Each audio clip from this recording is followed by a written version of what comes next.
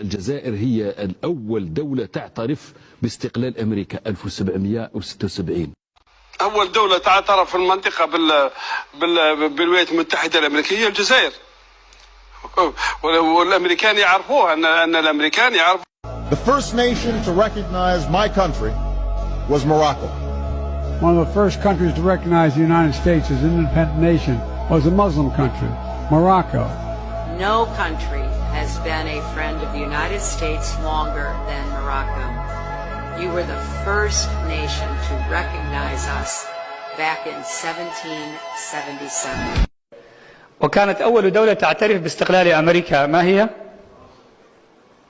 فرنسا، هكذا يقول المنطق، لكن لا، ليست هي. ولا بريطانيا. كانت دولة عربية. أول دولة اعترفت باستقلال الجمهورية الأمريكية هي المغرب، هي المملكة المغربية. نعم، هذا من طرائف التاريخ. ولا يزال الأمريكون إلى الآن يعترفون بالفضل للمغرب في هذا. ملك المغرب أول ملك يعترف باستقلال القارة الأمريكية، الجمهورية الأمريكية. وتذكر أنا مرة كتبت بحثا لما كنت أدرس في جامعة تكساس تاريخ، كان عندنا مادة عن تاريخ العبودية في أمريكا، فكتبت بحثا عن العبيد المسلمين الذين جلبوا من إفريقيا إلى أمريكا، خصوصا شخصيات منهم متعلمة تركوا وثائق ومذكرات باللغة العربية، 5 شخصيات منهم. واحد منهم، هذا استطراد فقط يعني،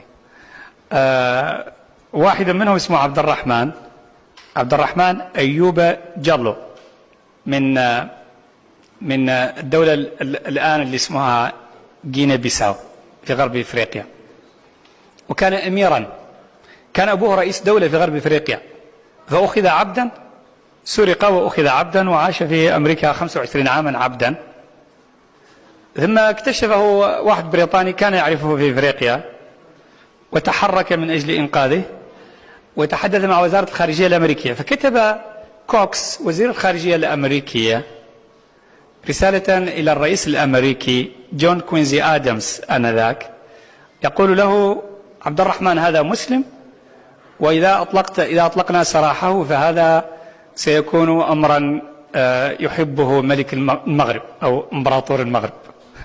فأطلقوا سراحه من شأن خاطر يعني ملك المغرب. على كل حال،